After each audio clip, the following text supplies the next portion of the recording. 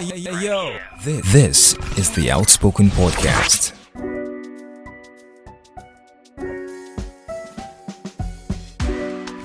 The issue of health has become a very concerning matter.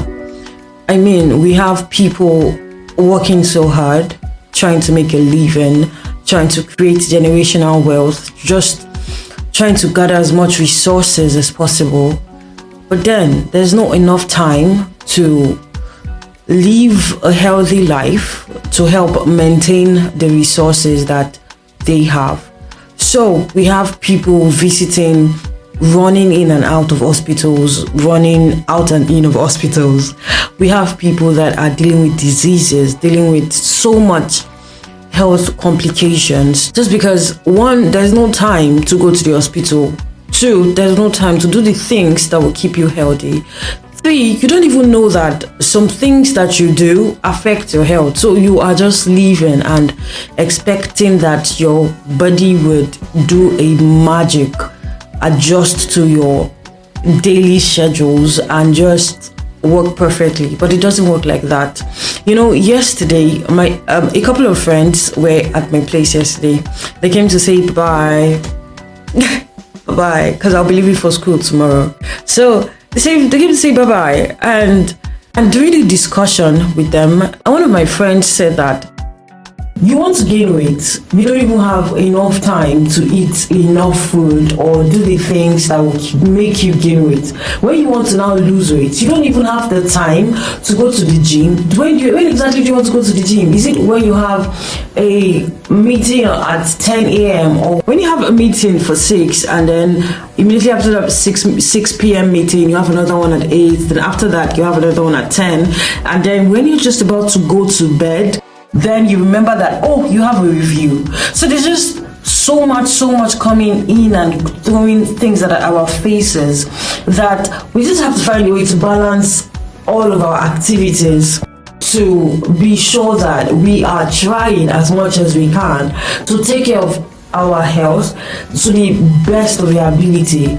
Do you understand? And we've mentioned about 3 things that could help us live a better life. We began with our meals, the food we eat, and we spoke about how what we eat can affect the body. And when we were going to draw a conclusion on our diet, we explicitly said that because we have mentioned the pros and cons of certain foods does not mean that you abstain from every food, because in the long run your body needs macronutrients and micronutrients. So you just have to find a way to balance macronutrients and your micronutrients all together and find a moderate level of intake of every food that you eat. And don't necessarily abstain from any food except your dietitian or your doctor tells you, okay, you have to stay away from this food, it's causing you this and all of that. Do you understand me? We also spoke about physical activities in as much as you're working from 8 a.m. to let's say 10 p.m. there is the understanding that you might not have so much freedom to go from one place to another. So you might just have to stay in one place seated, except when you have to ease yourself or anything. But we spoke about how while you're working, you just regulate between standing up and sitting down. That alone helps your blood flow better in your body. So you are not just seated for like 5 hours straight, regulated. You are, let's say, seated for 4 hours. 4 hours is a long time, but you're seated for about 4 hours and then you get up, stand for 30 minutes, then sit back. So as little as 30 minutes is, it's going to still help the body. So there's an understanding of having so much to do and really finding it difficult to walk around. So we are being really factual because we know that not everybody has that luxury of time.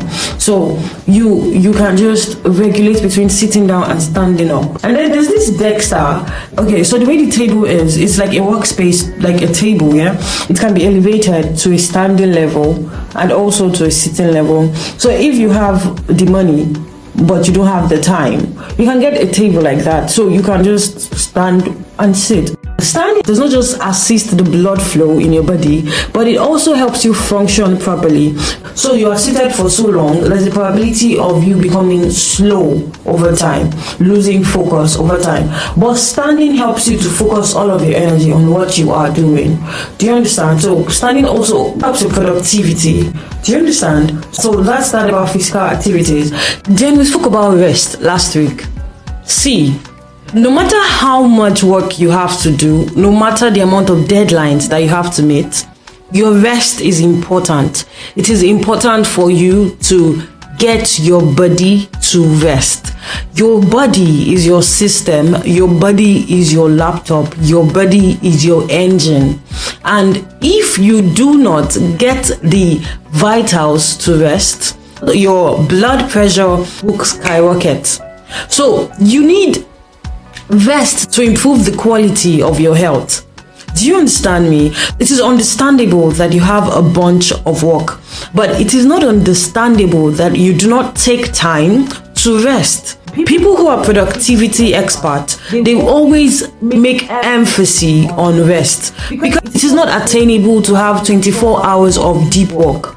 It's not possible. And for you to attain a level of deep work, you need your brain to have rested so that it can be more active for the work ahead of you, for the task ahead of you. There's a level at which just taking out 6 hours a day for sleep, if we're being very honest with ourselves, we know that we do not do 24 hours of deep work. We do not even do 18 hours of deep work every day. We know that. So why do we now deprive ourselves of having enough rest? Like, why do we do that? Why can't we just, as much as we can, even if it's just 10 hours of deep work that we can attain every day, we'll have more than enough time to rest. We'll have more than enough time to catch up. We would have more than enough time to do whatever it is that we want to do. So all we need to work on is how to be more productive with the remaining 18 hours that we have in a day to do whatever it is that we want to do. So 6 hours of sleep, take it. You need it. It is not luxury. It is a necessity. So sleep should not be the first thing to just go off your list. It should not be the first man to die whenever you have a deadline to meet. I'm also very guilty of this. We have 24-year-olds, 22-year-olds staying up, trying to work, not sleeping, getting just 2 hours of sleep every day just because they want to make the dough. If your body is not in good shape, you would make the dough, but your body would not be able to spend the dough. You're not spending money on your health.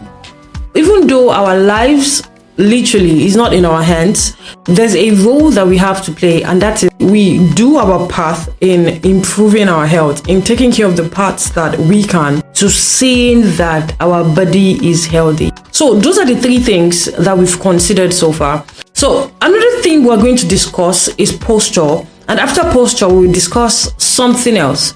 After that, maybe we'll see if Debbie has any other thing for us. Until then, bye-bye. Have a great week.